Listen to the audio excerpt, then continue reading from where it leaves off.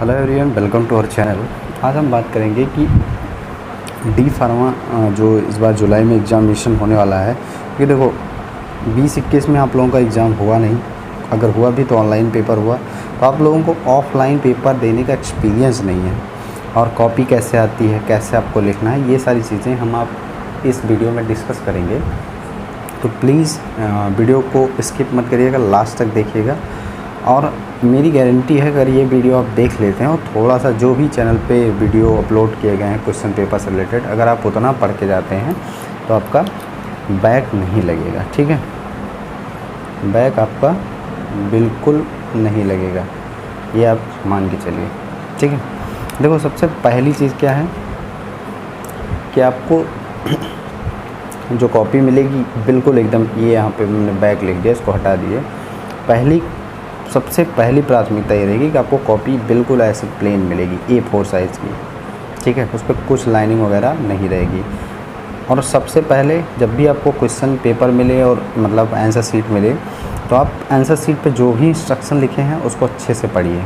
ठीक है, अपना रोल नंबर, इनरोलमेंट नंबर, ये सारी चीज़ें फिल करिए, डेट डाल दीजिए, सब्जेक्ट क्या है और फर्स्ट ईयर क्या है, सेकेंड ईयर क्या है, वो सारी चीज़ें आप लिख दीजिए।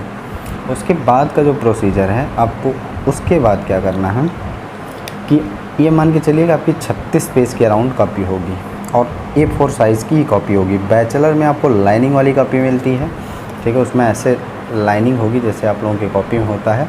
लेकिन डी फार्मा में, डिप्लोमा इन फार्मेसी में आपको ऐसा नहीं होगा। ठीक है, नियम है, ये समझ लीजिए, आपको ऐसा नहीं मिलेगा, उसमें लाइनिंग नहीं होगी, प्लेन कॉपी मिलेगी।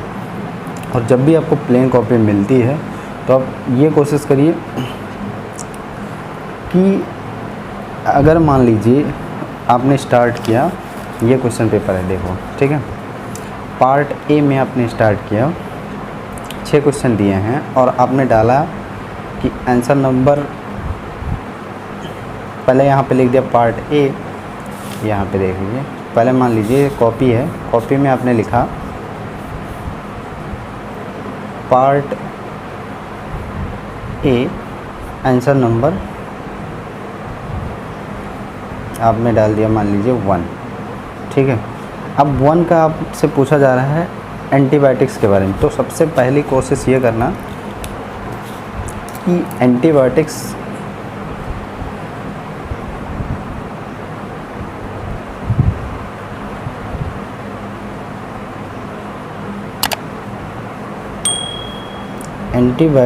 आप हेडिंग डालिए। ठीक है,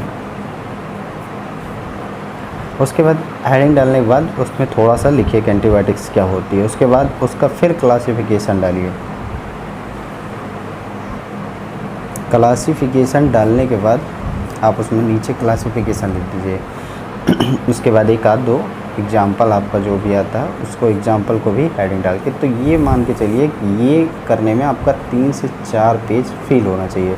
मतलब जो लॉन्ग क्वेश्चन है उसको भरने में 3 से 4 पेज आपका भरना चाहिए, तब आपको मिलेगा भैया 5 नंबर। ठीक है, तो ये चीज़ याद रखना, कॉपी आपको A4 साइज़ की मिलेगी।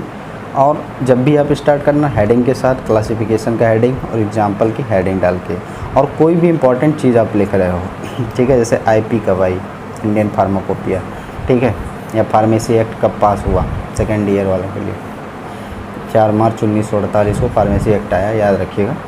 तो उसको अंडरलाइन कर दिए ताकि एग्ज़ामिनर, पैराग्राफ तो पढ़े ही, क्योंकि देखो कोई भी स्टूडेंट हो उसको सारी चीज़ें याद नहीं होती हैं, तो मेन चीज़ आपकी सही होनी चाहिए। और जब मेन चीज़ आपकी सही होगी तो आपको नंबर मिल जाएगा ईजी तरीके से, ये चीज़ याद रखना। ठीक है, तो ये काम करना। साथ में कभी भी कोई भी क्वेश्चन नहीं आ रहा है तब भी आप उसको अटेम्प्ट जरूर करिए, छोड़िए मत। और टाइम मैनेजमेंट बहुत ज़रूरी है, क्योंकि आपका पेपर 3 आवर्स में ख़त्म हो जाएगा। तो कोशिश करना कि सारे क्वेश्चन अटेम्प्ट करो, क्वेश्चन कोई मत छोड़ के आना। भले नहीं आ रहा है तो कुछ उससे रिलेटेड ही चीज़ें लिख के आइए। और जो लॉन्ग क्वेश्चन है उसको 3 से 4 पेज में लिखिए, जो शॉर्ट क्वेश्चन है उसको 2 पेज में कवर करने की कोशिश करिए। मल्टीपल वाला तो आपको 1 लाइन 2 लाइन में आंसर करना ही है, फिल इन द ब्लैंक्स में, उसको इतना करके आ पाइएगा।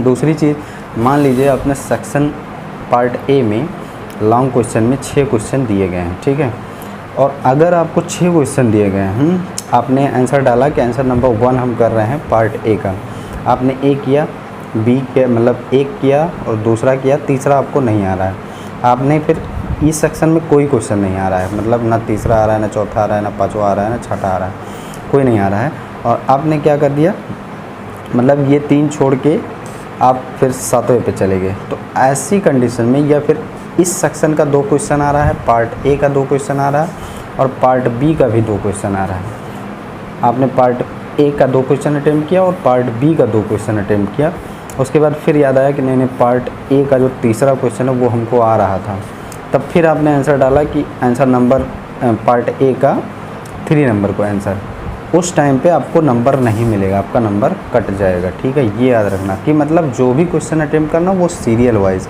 ये केवल डी फार्मा में है, बैचलर में ऐसा नहीं है। बैचलर में आप कहीं से भी कोई भी क्वेश्चन कैसे भी अटैम्प्ट करिए आपको नंबर मिलता है, लेकिन इसमें विशेष ध्यान रखना कि आपको क्वेश्चन कैसे अटैम्प्ट करना है, सीरियल वाइज ही अटैम्प्ट करना है। मान लीजिए आपको पहला आ रहा है, दूसरा आ रहा है, तीसरा नहीं आ रहा, तो उसके लिए जगह छोड़ दो। ठीक है, अंदाज़ा लगा के कि इतने पेज में मैं ये क्वेश्चन कर लूँगा, 2 पेज, 3 पेज, 1 पेज, उसके आगे कर चौथा, पाँचवा, छठा नहीं आ रहा उसके लिए जगह छोड़ दो, 7वां करो। इस तरीके से आपको करना है सीरियल वाइज। जैसे सेक्शन ए स्टार्ट किया, पार्ट ए आपने स्टार्ट किया, तो पार्ट ए को पहले कवर कर लो, उसके बाद पार्ट बी में जाओ। ठीक है, तो 3 चीज़ें आपको याद रखनी है। आपकी कॉपी जो है A4 साइज़ की बिल्कुल प्लेन ऐसे मिलेगी जैसे यहाँ पे आपको दिख रहा है। ठीक है, इसमें लाइनिंग बिल्कुल नहीं रहेगी, लाइनिंग नहीं रहेगी। ठीक है, A4 साइज़ की मिलेगी और उसमें लाइन मत पारना, इधर लाइन कर देना, एक पटरी, एक मतलब स्केल बड़ी से लेके जाना, एक स्केल को यहाँ रखना ऐसे करके, और एक लाइन इधर खींच देना और एक लाइन आपको इधर खींच देना है। ठीक है, दो मतलब एक एक स्केल को छोड़ के, मतलब स्केल जब रखोगे तो इतना इधर कवर करेगा, इतना इधर कवर करेगा, और एक लाइन यहाँ पे खींच देना। ठीक है, उसके बाद आप लिखना स्टार्ट करना, नहीं तो फिर पेज नहीं फिल होगा। और थोड़ा सा जब भी आप हेडिंग डालिएगा तो हेडिंग को अंडरलाइन कर दीजिए, कोई इंपॉर्टेंट चीज़ लिख रहे हैं उसको अंडरलाइन कर दीजिए, पेज बिल्कुल मत छोड़ना, कोई क्वेश्चन बिल्कुल मत छोड़ना। आराम से आप 40 से 50 नंबर, 45 नंबर पा जाओगे। ठीक है, ये कुछ ट्रिक थी।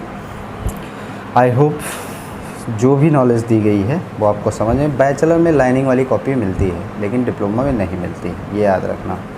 ठीक है, बाकी और कोई भी डाउट हो आप हमें कमेंट सेक्शन में कमेंट करके पूछ सकते हैं। तो प्लीज़ वीडियो को लाइक करें, चैनल को सब्सक्राइब करें और दोस्तों के साथ शेयर करें ताकि हम भी मोटिवेटेड रहें और वीडियो बनाने के लिए